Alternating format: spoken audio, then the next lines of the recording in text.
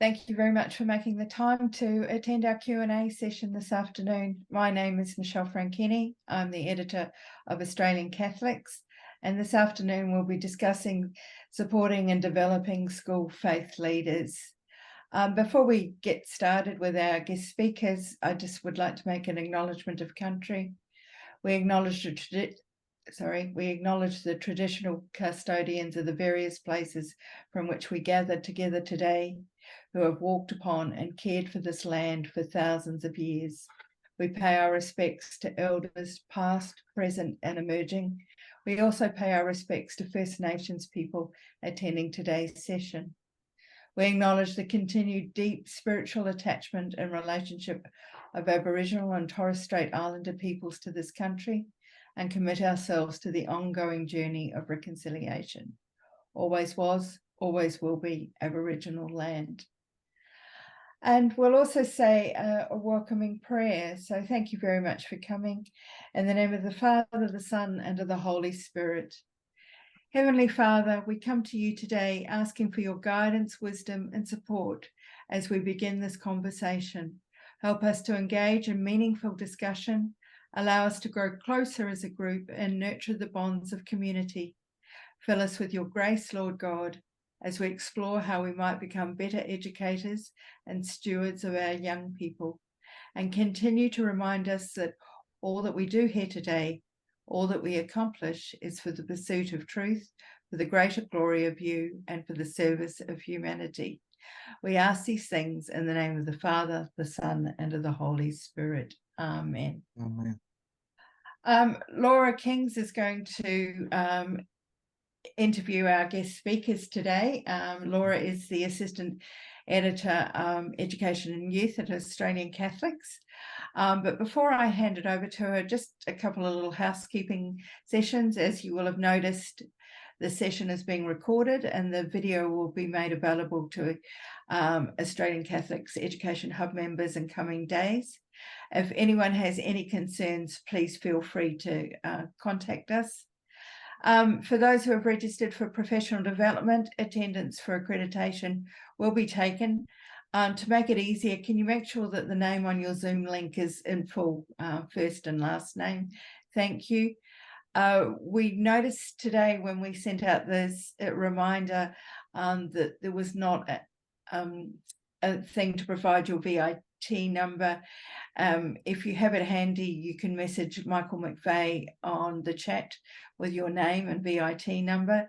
If you don't have it ready, that's fine. You can email Michael later, and again, we'll provide his email address in the chat. Laura, before I go over to you, I'll just tell you a little bit about Laura. She's an experienced secondary school teacher and journalist, broadcaster and print, comfortable with lively classroom discussion, and welcomes questioning by young adults exploring their beliefs and experience. Thank you very much, Laura, and thank you to our guest speakers. Over to you. Thanks, Michelle. So we have two of our guest speakers with us today, and our third speaker's just caught in a leadership meeting, oddly enough, and will be here shortly. So first of all, I'd like to introduce Sharon O'Keefe. Sharon is the head of Catholic Identity at Brisbane Education. She previously held the positions of Director of Identity and Outreach for Catholic Education Cairns, and school roles of Acting Principal, Director of Mission, K-12, Director of Spiritual Formation, and Assistant Principal Religious Education. Sharon has extensive experience in the education sector, both in independent Catholic and secondary primary schools in the United Kingdom, Tanzania and Australia, with a focus on educational leadership, Catholic identity, curriculum innovation, and experiential learning. So that's a really good bio, Sharon. I'm a bit jealous of that one. And my other guest is Steve Lawrence, who is a former AFL footballer, and his work with the Ultim Group is about inspiring and equipping good leaders. I'll have to get some points off you, Steve, because I'm running some teacher's notes on sport at the moment. And So his work with the Altum Group is about inspiring and equipping good leaders to become great. He was the Director of Evangelisation and Catechesis at the 2008 World Youth Day in Australia. And his other work with the church has involved running an international school of mission in Rome with the Emmanuel community and transforming youth ministry and Catholic educational institutions at secondary and tertiary levels. And we will soon be joined by Sharon Collins. Sharon Collins is the principal at St Saviour's College Toowoomba, a school in the Mercy tradition. Sharon has been awarded at national, state and local levels for outstanding school leadership.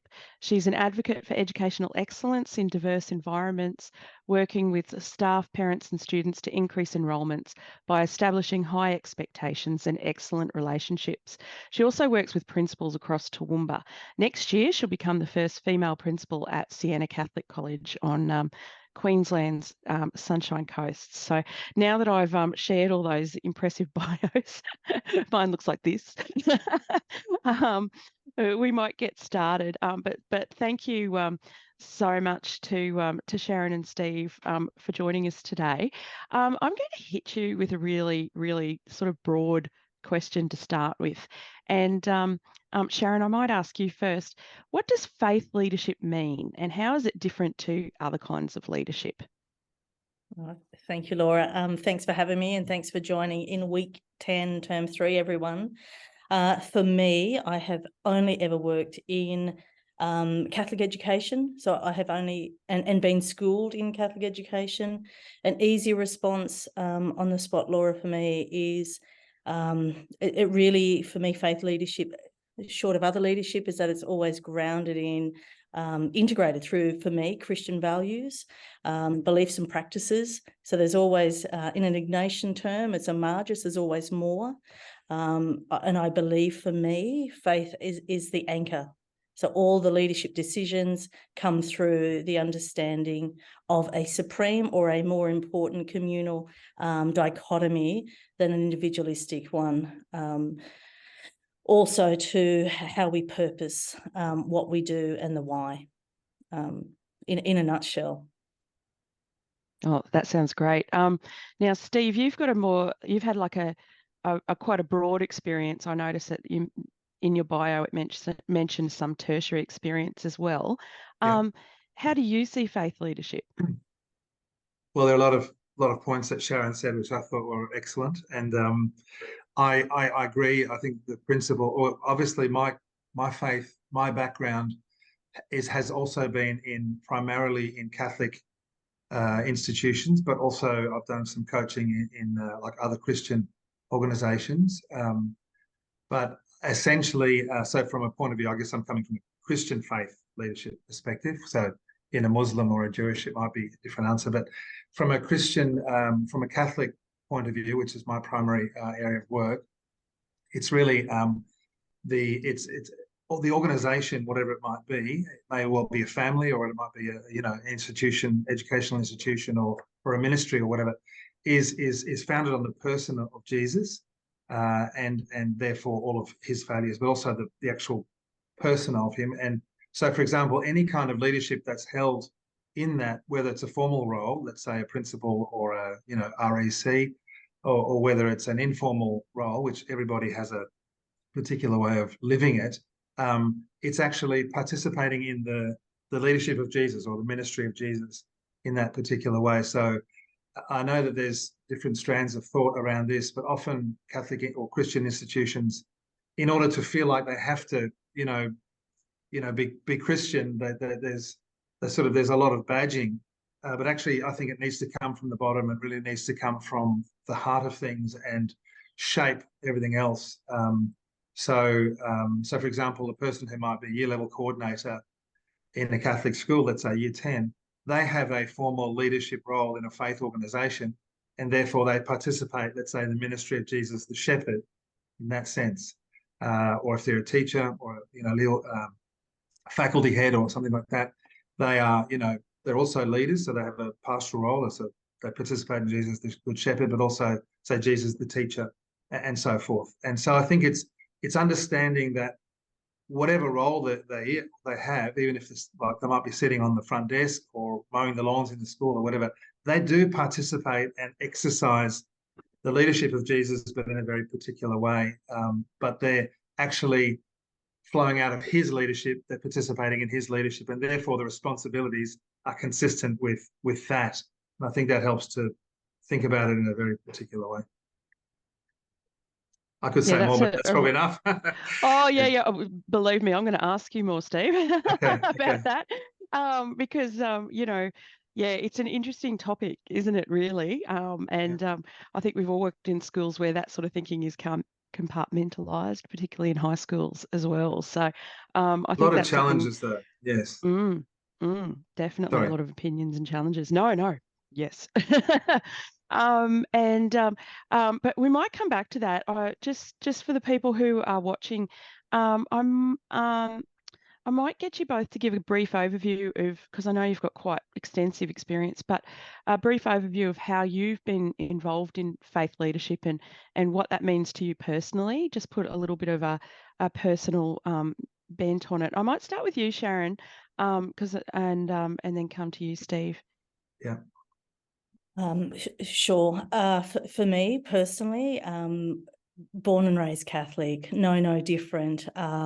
Where I have been encouraged and formed is not only through, as Steve was saying, the faith practice or the rituals, but the experiential, obviously, in walking the talk, serving, working with others, which has taken me to international spaces. Most particular or formative is working with seminarians and different religious orders in formation programs, and really developing a very deep faith, which, coupled with my own study in theology and religious education and philosophy, is questioning the study of God and the study of knowledge, and putting those two together, because there is a real science to the understanding and the depth in between a Vatican I or a Vatican II theology, or what people say is conservative and liberal, but really then having such a grounded understanding and relationship with Jesus, which for me is fostered through having my own spiritual director. I have a professional coach,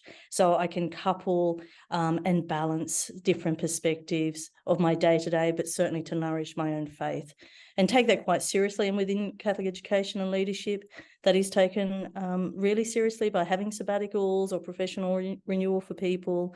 So not only developing evolving retreats for others, but also receiving as well. It's one of those things, when you're involved in it, when you're a born Catholic, you kind of,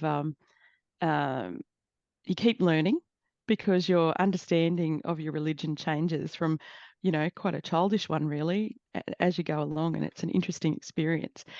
Steve, so how have you been involved in faith leadership, and what does it mean to you? Good question. The temptation is just to kind of regurgitate a CV, which you won't want me to do. And you always, when you're hearing a CV, you think, is that me? It's like, seems so odd, but titles and all that. But in the end, it's just a person, isn't it, who is living a life of faith themselves. And I guess in essence, I mean, having my experience of faith is probably similar to Sharon in some senses, that I grew up as a Catholic. Was probably my real sort of the depthing of my faith took place during my teenage years, when my family went through a crisis with my parents' separation, and I during that time had made my own personal experiences of faith, of prayer, of encountering God, of Jesus, of really discovering the reality of the sacraments were real ways of the presence of God and so on. And then I guess little by little, I just discovered opportunities that opened up for me to share that, and to my desire in my heart was to kind of encourage other people to experience the richness and the beauty of what I did experience. And eventually that kind of got me into different roles and things like that. So I think the heart of it, it's funny because today's gospel in the Mass was, the call of the first 12, the call of the 12 apostles. And there's this beautiful phrase that I love from Mark's gospel, which sort of says, Jesus called those whom he wanted. So there's a sense of experience of being desired in a personal, intimate way. And then to be with him and to be sent out. So there's this kind of double dynamic The first is always relational, I think, which Sharon was kind of alluding to. This whole sense of being in relationship to God and therefore with others is always communal as well. So there's both this coming to him and then being sent out somewhere to serve, to in a whole range of ways, but then coming back. It's never just sort of functional, I'm doing this stuff, but it's always personal, it's always relational, and it's always going to be born out of. My experience is always, what's the first thing for let's say a faith leader is actually spend time with the Lord, is to really to realize it all comes from him. It's all originating from, of course, there's always a gift and a task, whereas it to cooperate with it, respond with it, act on it, etc. There's always an incarnational dimension, but it's all entirely given, and so it needs us to be, So for me, it's both that intimate, personal, relational element. It's always very basic, and always got to come back to prayer and so on. But then it's okay. Now I'm being sent out often beyond my capacity, and so there's always a growth element, and there's always a discovery and a risk, and that sort of thing. But try and draw, and seeing the gift of drawing what God does, through us. It's a mystery to discover that, gee, I'm somehow drawn into this, and I've seen amazing things happen. It's little old me kind of doing this. So there's a mystery of it and a beauty to it, and a growth dimension. But there's also very great trials that can happen as a result of it, and that's another side of things. Well, absolutely. As I was listening to you, I was thinking about, I'm the same as you. I had to make a choice when I was a teenager to keep following my faith on my own, I suppose.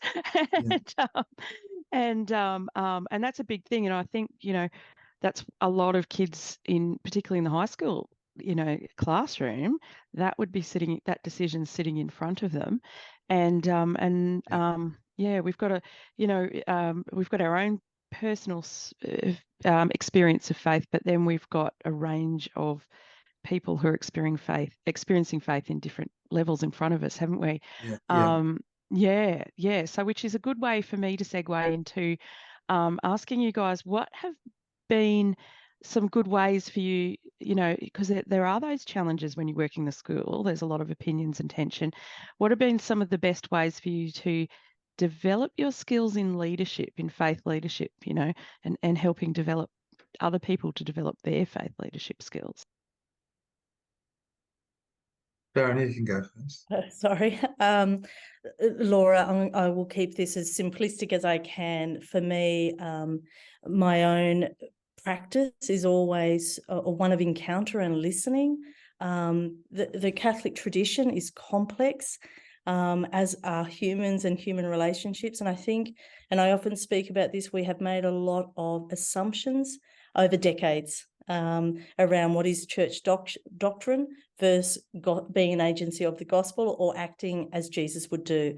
And I think if we shift our language, my experience has been people feel safe, comfortable to question, because everyone has those who are baptized Catholic have had their own personal encounters and journeys, and some of which we know have been complex or challenged. And to create a space of desire to share is so deep and profound that no one is the same after that. So around a leadership table, which I have been privileged to be around a leadership table for some years now, both in schools and in systems, I never take for granted people's practices. And then an example would be around prayer. What is people's prayer? What is prayer first and foremost? How do people pray? Because often people only pray the way that they did as a child. So they haven't had this natural evolution for whatever reason. So therefore their language will stay in a space where they can be more fixed than open to deep listening and other encounters. Knowing where our church is on a global level and certainly nationally, and then to a local level, we have to do what Jesus would do, which is meet people where they're at. And there is no judgment. We have to, though, ask the questions to sit with people to make meaning and forge it's that classic sense of reading the gospel in light of the times. So that is what has helped me foster faith leadership. It's the willingness to know I'm a conduit to God and to the work of Jesus, and by the grace of God I will do that. So it's not with a judgment. Yeah, if I could reiterate, I think the one of the things Sharon is saying that's touched me is, this idea of recognizing the mystery and uniqueness of every person, which you didn't use those words, but that's what I No, was but I hearing. meant to, Steve. I wanted to leave those for you. Oh. Awe and wonder. But I think that's really important. And one of the things that was coming to my mind as you asked that question was really, and this is, I guess, one way that I approach this. And say, for example, running a spirituality day in a school with staff, who, as you know, will come from huge cross-section of worldviews, from, let's say, we want to describe it from a very committed Catholic sort of perspective all the way through to people whose worldview is not religious, at all, and everything in between, different religions and so on. And one of the ways I try to is to emphasize that actually a lot of the work that people do and a lot of the presence that they bring, if they're bringing beauty or truth or goodness into their work in the classroom or in the, drama, theatre or in the lab or wherever it is, they are bringing God into that place. They are somehow mediating God's presence, because God is beauty and God is truth and God is love. And so that's a way of actually helping, because let's be honest, they say in Catholic schools, a lot of staff often feel a little bit like somehow not worthy enough, or somehow maybe even judge themselves that I'm a bit of a fraud here, etc. if they don't have, let's say, strong faith. And it's a way of saying, well, actually, you're mediating God's presence every time you help students write a good sentence, because that's truth, working how to do that, or, apply a formula in maths or whatever. Doesn't always have to be, let's say, religious content, but actually doesn't matter, because truth, beauty and goodness are everywhere. So there's that. So it's actually affirming that actually you are participating in the mission of this Catholic school, even if you might not even assent to, let's say, Christian doctrine or whatever. But on the other hand, there's always got to be that invitation to the person of Jesus, because he's at the very centre. He's at the heart of, he's the purpose of Catholic schools and Catholic education, and why a lot of, teachers, parents send their kids is in order to invite them more deeply. And it's got to be, invitational, never coerced in any sense, but it's got to be attractive, that the reality of the presence of Jesus has got to be continually presented and refracting from different perspectives, but still always overtly and subtly invited into to a real relationship with him, and therefore the whole communitarian dimension, the service, the reaching to the poor, everything else kind of flows out of that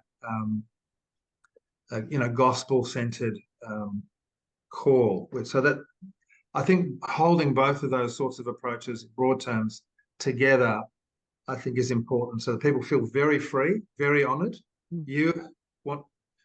We don't want you to be anything other than you want to be, so be the best Muslim teacher that you can be, or whatever.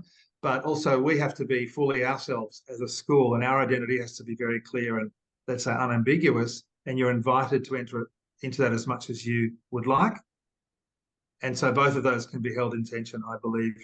And I think that makes a really rich, real dialogue can happen, and people, as Sharon was saying, won't feel judged, but they know the ground they're on.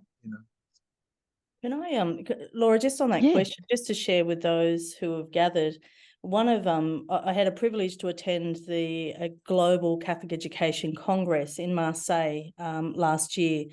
And my takeaway from the Cardinal of Morocco, so the most senior clergy there, who has 16 schools in Morocco, 98% Muslim country. He does not have one Catholic principal, no Catholic teachers, no Catholic students. And he's talked to a majority of the room that were, if I can use geographical terms, were from the developed world. And he said, I'm hearing all of you have Catholic principals, Catholic kids, all your teachers have to be Catholic in a primary setting. And he said, I'm hearing that so you get people, your students, to go to mass, and your parents. And then he just stopped and he just said, and how's that working for you? To which there were audible gasps it's probably about 500 people gathered.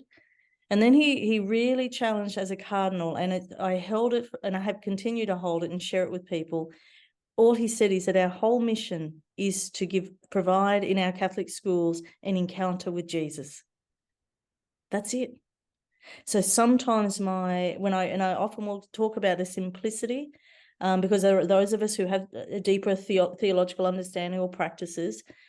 But at its simplistic, I think at times we have missed Jesus. We've gone to other founders or orders, when at the heart we've got graduates leaving our schools to our detriment who don't know or have a connection of an encounter with Jesus. So I think when we talk about it at its most simplistic as leaders, in a Catholic context, it is first and foremost for Jesus.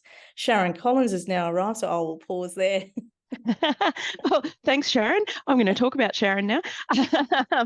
I was just going to say, we've just been joined by Sharon Collins, who's the principal of St Saviour's in Toowoomba. Thank you for joining us. I know you're really busy this afternoon, Sharon. We've just to catch you up, we've been talking about what faith leadership in the school means, and what it looks like, and our personal experiences of faith leadership. I'll give you a second to collect yourself. No, I'm good. I've actually listened to the entire thing, Laura, when I was in my car, but you didn't need to see me from the chin up as I was driving along. But so I have kept track of what Steve and Sharon have been talking about, and thanks for having me this afternoon. I too, like Sharon and Steve, my whole life has been steeped in a very rich Catholic upbringing, and that has been espoused by Irish descent grandparents and typically Catholic families. Dad was one of 11, Mum was one of 5, I'm one of 12, and so this was commonplace. I think that it was I'd kind of reached my late teenage years, and I realised that I probably had missed Mass. The number of times in my life I could count on one hand, and so a natural progression for me was obviously moving into Catholic education. But Mum and Dad are really grounded people. Like, you can imagine that living through the 80s when they're paying 17% on interest rates for a mortgage and only a single income, that the biggest thing that held us together was our faith. And so I think that that's gone on to augur well for me as a leader in a Catholic school, because obviously, particularly the school that I'm at, we're at a particularly low socioeconomic school. We've got a high proportion of First Nations students. So we really are called to witness in a very, very special way. And I think and all those wonderful things that both Steve and Sharon have been talking about really resonate with me as well. And for me, it's that positive anthropology, which is really important, that notion that every single person is a beautiful and wonderful person in the eyes of God, who is loved unconditionally. And we, as a challenged human beings, we have to recognise that human frailty, and even when things don't go our way in our dealings and interactions with them.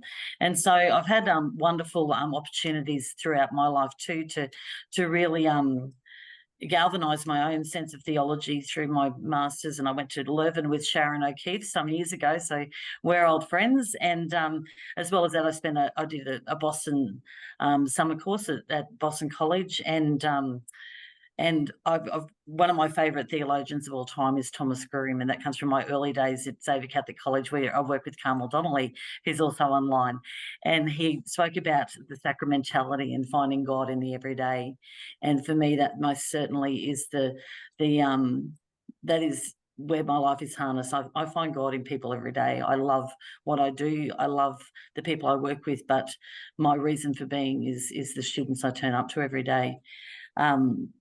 And Damien Price, many of you would have a familiarity. And so what's resonating through what Steve is talking about, but also what Sharon's talking about, is that notion that we as witness, we come as guest, that we never pre-assume that we have all the knowledge or that we have all the understanding of a person's life experience, but we be the face of Christ for them. So there's my introduction that I've tried to capture a number of the questions around. And yeah, thanks again for having me on the end. That's excellent. Thank you so much, Sharon. I just wanted to stop for a minute and just say, if anyone's got any questions for our guests today, please put them in the chat box. I've got one here from Chris Telford. How do we meet the challenge of maintaining our Catholic schools, the Catholicity, if you like, if leaders are not authentic in their faith leadership? Yeah, which is a hard one, I think, for this group to answer, because you're all pretty authentic Catholics, but let's have a go. Do you want me to jump in there, Laura? I will dump you in it, Sharon. Yes. Yeah. Look, I think that's a really valid question. I think it's one that over the past decades we are reaping the impacts of that, and that's not a negative and it's not a positive. It's a reality where when we look at, if you don't have authentic, any leader, whether it be a faith leader, whether it be a leader in a corporate, if you don't have people that have integrity, authenticity, have a high work ethic, highly organised, the rest will follow. That's the first thing. I think the challenge is what people's expectations are of faith leadership or their own understanding and practice. That can be polarising, and I referred to before around Vatican I theology and Vatican II. And we're seeing that impact on Pope Francis. We're seeing it with different bishops across Australia with the messaging that goes out. Some people are right down the track thinking we need to be absolute agencies of the gospel. Some people are still at where we need to be agencies of the church and doctrine of the church by way of expectations. So I really think, again, there isn't one answer there because it depends on what people mean by authentic Catholic leadership. And I think that's what I start with first on any interviews or when I'm in conversation with others, is understanding, are we on the same hymn sheet to even engage in that conversation?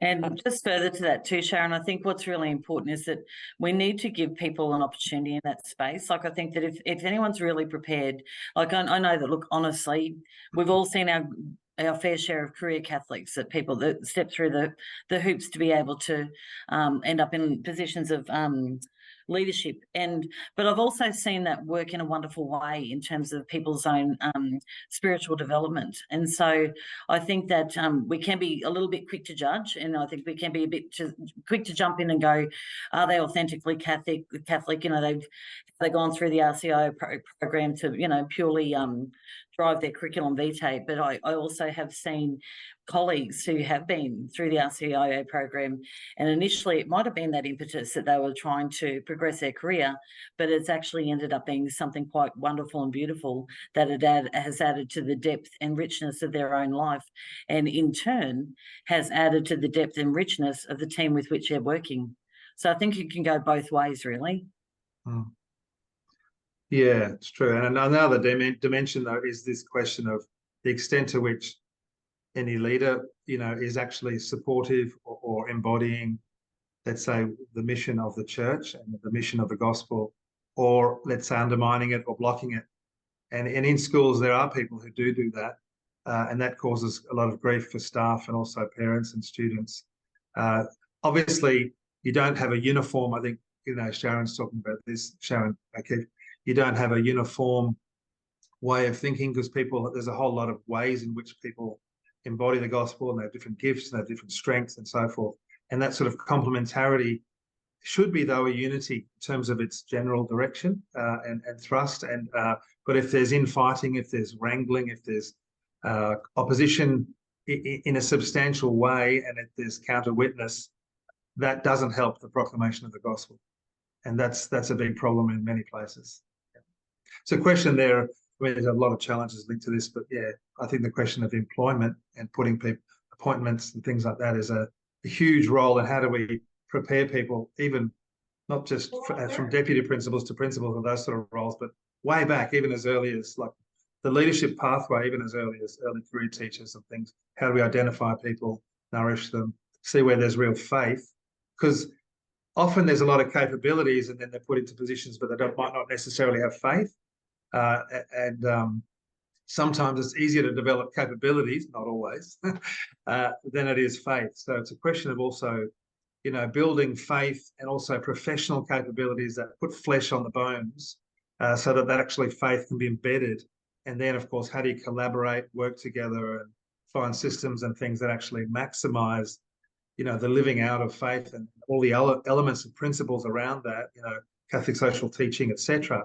How do you embed it? How does it go all the way through in every part of the school or whatever group or institution it's in, so that it's actually lived out, you know, so that, you know, that's a big project, you know, a lot of factors there. And of course, we all come with our limitations and flaws and all that. So you got to hold all that in tension. It's a difficult question. So that leads me to a good one. So if we're trying to attack that in our schools, where can we encourage, like what sites in the school should we be placing faith leadership? And I know, Stephen, you talked earlier about it coming from the ground up. But, you know, for someone sitting in the audience today and they're going, oh my goodness, I've got such a problem here because I'm, you know, head of RE and my teachers just don't even turn up to my staff meetings. How do we get the faith kind of infusing and give it a bit of a kickstart when we need to? Well, don't mean to jump in. Shall I go? Please do. Sharon and Sharon, I can pick on whoever I want. I know Sharon Collins might. I wasn't have sure a if bit you were of, asking me or yeah. No, sorry, Steve. I probably am there because I mentioned you, but I know both the Sharons would have experience in that. So yeah, definitely.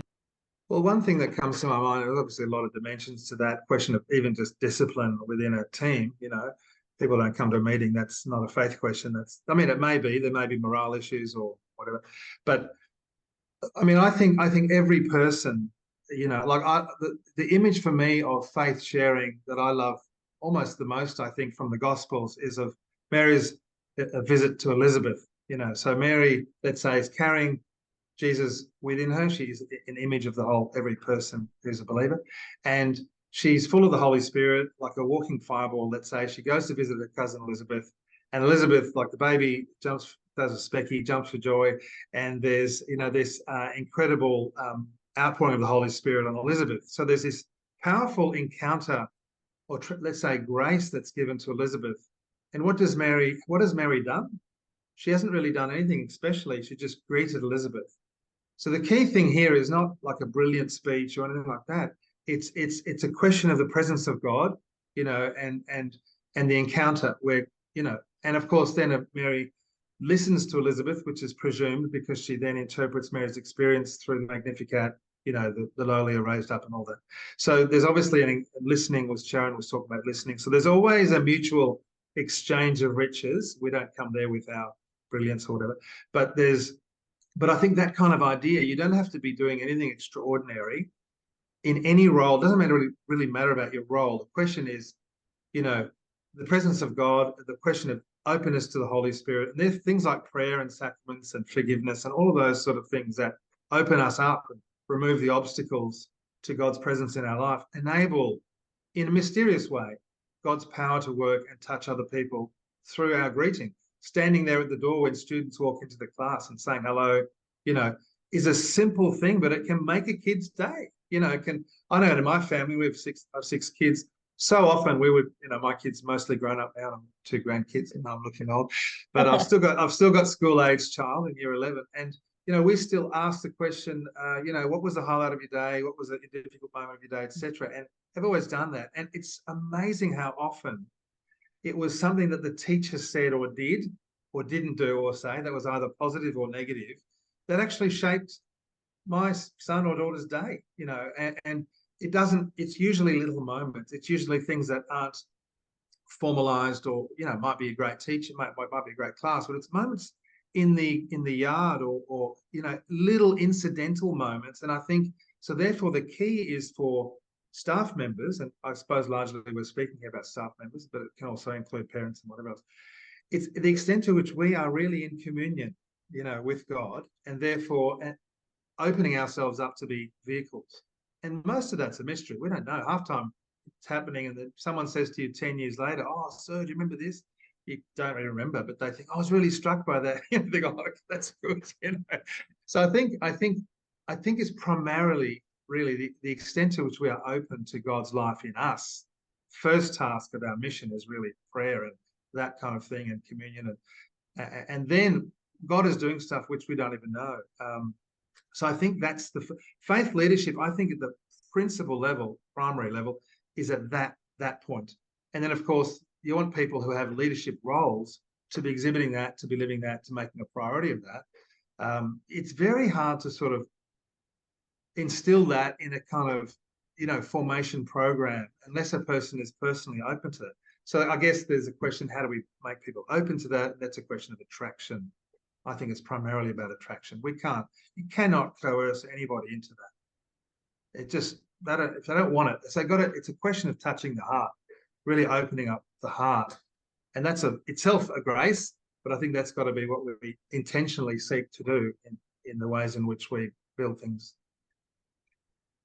It's interesting how nice it is to have a comfortable conversation here now, where everybody's safe to talk about their kind of faith experience and that sort of thing. And I've noticed that as our conversation so far, everybody's been very open about their faith, very warm, and tried not to encourage any judgment about others. And it seems like there's a message in that itself too. Now, Sharon and Sharon, I know you've both had experience in areas where there's well, actually, you've both had experience with Indigenous students and kids who are from low socioeconomic backgrounds and things like that. Does that add a different, element to what you're dealing with at school? Different types of spirituality into the school, different types of experiences of people who are walking in the door. I think it definitely does. Our school is 20% Indigenous, which is quite a sizable number of students, and many of our students, they come from remote Aboriginal and Torres Strait Islander communities up in Cape York. And so we talk about this notion of being close to country and being on country and those sorts of things. And so all those girls, like, they're so far removed, like we're talking 2,000 kilometres from their homes. All that they really want is story. They want you to know their story. And if you sit down side by side with them and get to know their story, and you hear about their totem and what sort of, what they eat when they have Christmas. I had a conversation at boarding the other day about the fact that Christmas Day is the day that they eat turtle and stingray on special occasions. And the girls, and I said, how do you cook it? Like, who's in the kitchen for the day? What do the men do? And they love, because we had this Christmas in July, they absolutely loved it. They loved sharing their story. And the next day when I saw them, in the schoolyard, it was like, hey, miss, how are you? But you've got that something special to share with them. But I guess there's real humanness to that, because it could be a First Nations kid, or it could be, a kid from India or from Iraq. I always find food's a really good starting point, actually.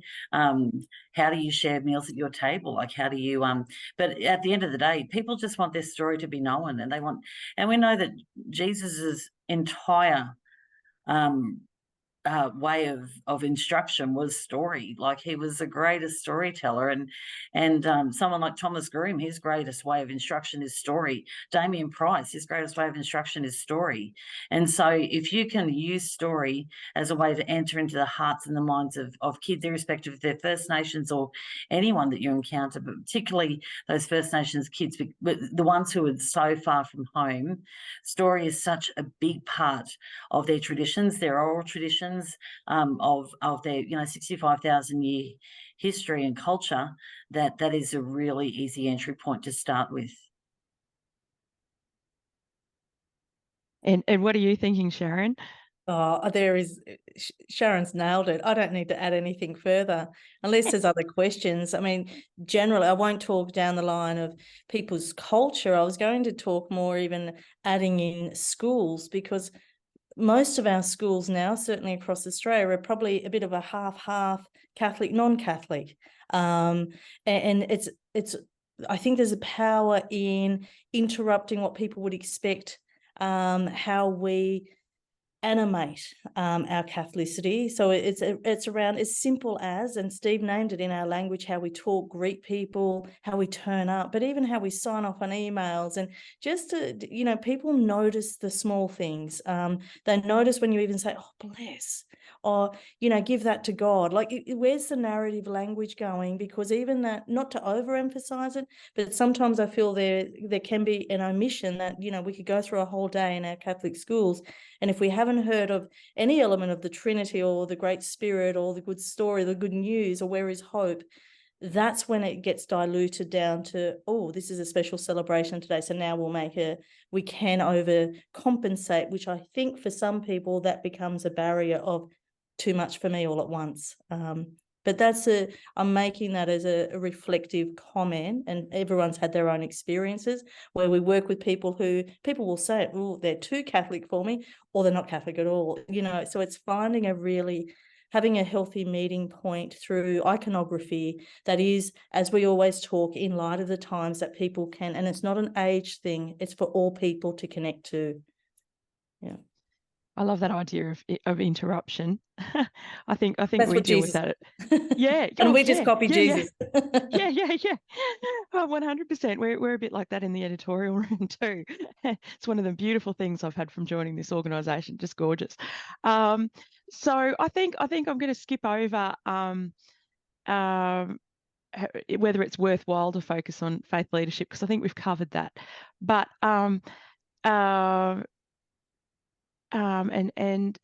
but let's just talk about, if somebody's looking at their own school, what areas can they identify that they might be overlooking at the moment, that they could develop to develop a stronger faith culture, or a more natural, or a more welcoming, or even a more fun, bit of Colin's humour, Sharon, but even a more lighthearted and enjoyable, culture within their school. Are there any little stories or tips or tricks that you've got to offer to help people, make the whole thing more enjoyable?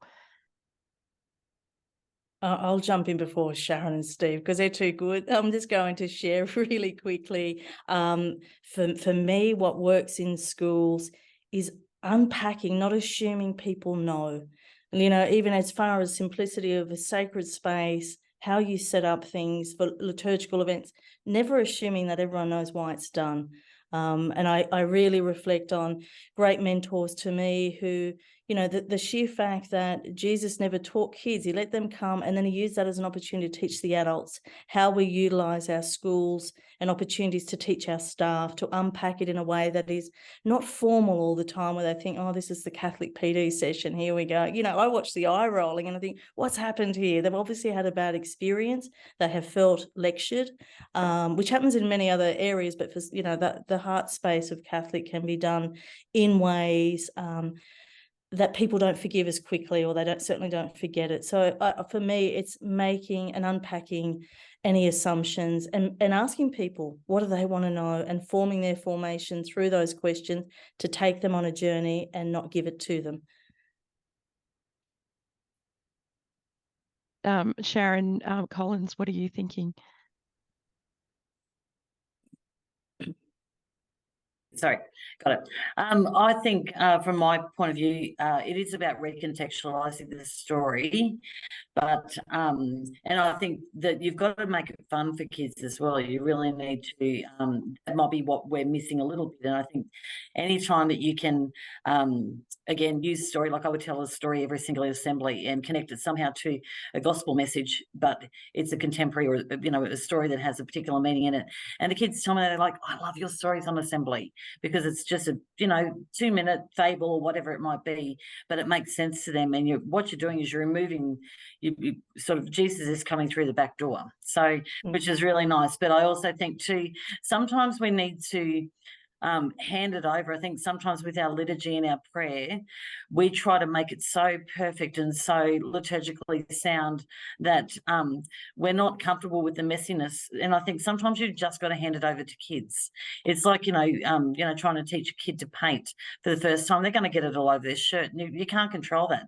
It's the same with liturgical practice. If you want kids to engage in liturgy, hand it over. Let them get a bit messy with it, and be vulnerable to the fact that they might do it by the rules that you set for yourself, or that are liturgically sound, but and it's going to be a lot less clinical, but being open to that imperfection and allow them to enjoy the moment too.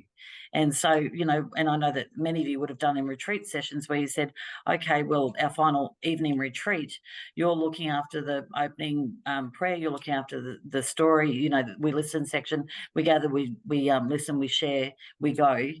And I've had the most wonderful experiences that have evolved from that, from kids taking the reins, and it's actually a lovely affirmation of what they've picked up within our Catholic environment, that it's not perfection, but geez, they've made a pretty good go of it, you know.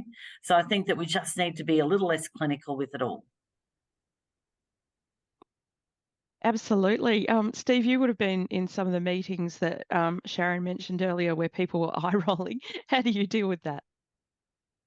Look, I think what you said earlier about fun is actual, you know, enjoying the moment, I think is a really, really important one, because there's a lot of stress, you know, and often schools can be pretty heavy, and especially there's a lot of extra admin and there's all sorts of pressures and, you know, and so on. And I think for staff and students, like bringing in humor and having laughter and not taking yourself too seriously is actually very important. You know, that if you make a mistake, it's good to admit it, sort of laugh at it. You know, because people, you don't know what people are living in their own homes and things like that, and where there's, you know, there's a lot of woundedness. And so I think to sort of have a very merciful environment whereby people know that, you know, it's okay to stuff up. Like, I think those ideas are very important.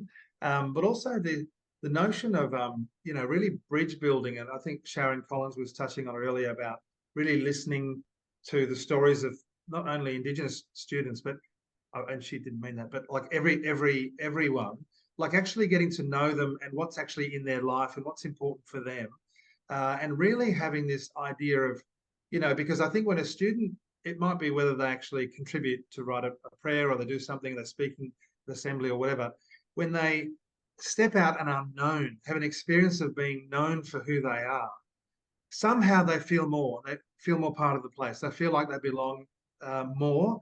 And this is a vital bridge, I think, to make people really step up and grow.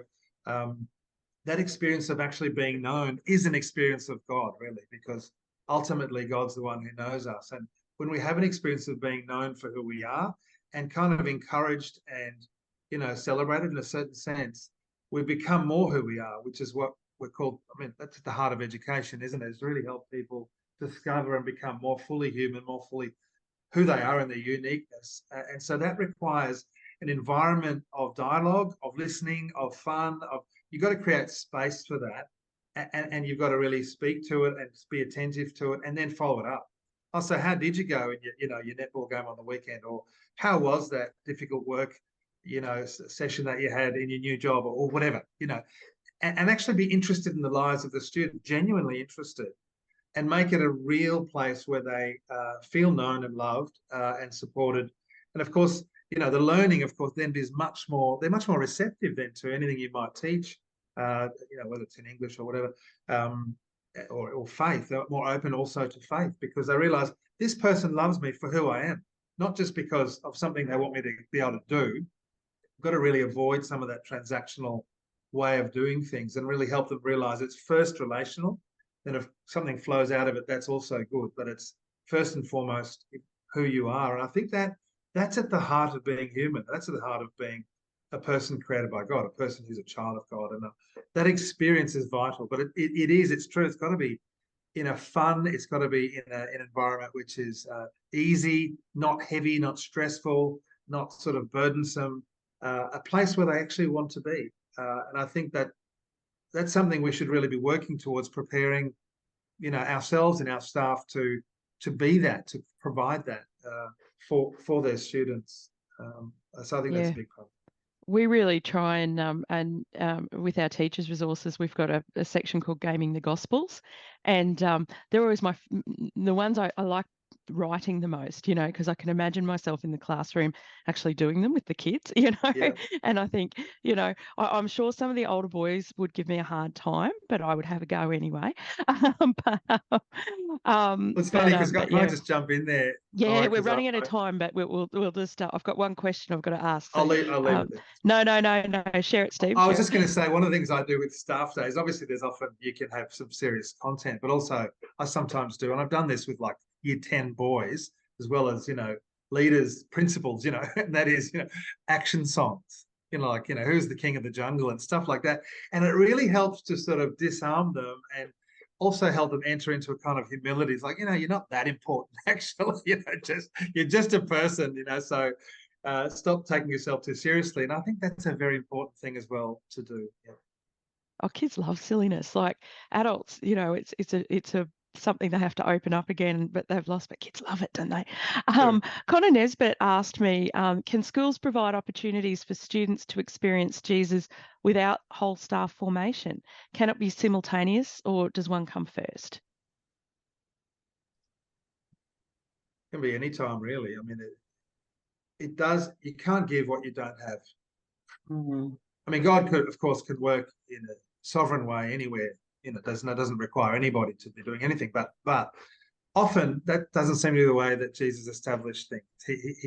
He's called us to mediate His presence, and so it's in moments. It's in little moments. So, but you can't give what you don't have. So, faith is something you can't really share if you don't have it. So, it does need to be nurtured, but for the person of faith, it can be anytime, anywhere.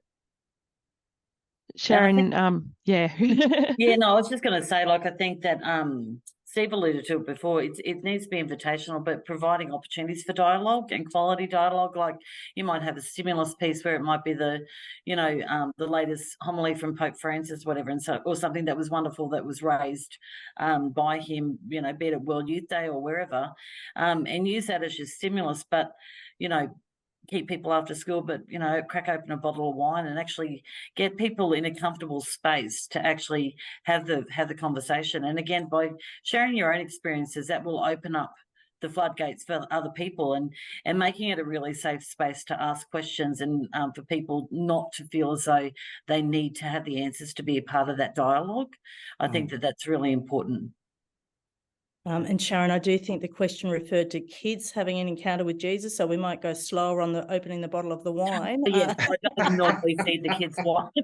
I'm just saying this is being recorded. But, no, I think too, knowing that parents are the first faith educators, so in many ways I concur that kids can absolutely have an encounter with Jesus. The purpose of having Catholic schooling is to further that encounter or to ensure it's animated in ways that it can flourish and foster. That would be my response regarding which one comes first. Because some staff formation, let's name it, over years, I don't think we've had an intentional line of staff formation that has held us staff to foster or understand faith at a deep level or have an encounter with Jesus. So again, general comments, because everyone's worked in their own different school contexts. Primary contexts are very different to P-12 and colleges. Again, so single sex to regional remote spaces. So I just don't think we know there's not a one size fits all. Thanks, Laura. Oh, there's so much we could discuss, but we've run out of over time. A bottle of wine because we're over it. Yeah. Don't tempt me. Really don't tempt me. But I just want to say, massive congratulations for offering such a lovely overview of the topic. Again, it's something you could write volumes and volumes and volumes about, and that's a bit hard to do in an hour. But thank you for sharing your time with us this afternoon. I'm going to hand back to the editor of Australian Catholics, Michelle Franchini now, just to finish the session off. Thanks. Oh, well, thank you.